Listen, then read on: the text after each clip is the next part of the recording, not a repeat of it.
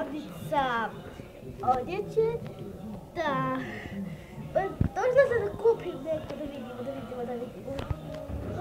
Vidjela je slijepa, jeste kako je, ali ne želim. Dobro.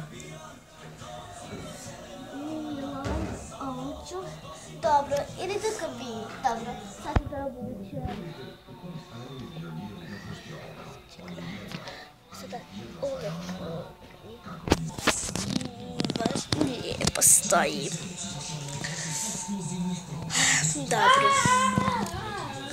Koliko košta? 3 marke. Dobro, evo, mogu ovo biti, naravno. Evo, samo da treba mi kaže da ostavim. U kabinu se ide da se proba, ne da se obuče. Ide, da vidim. Dobro. U kabinu ide se da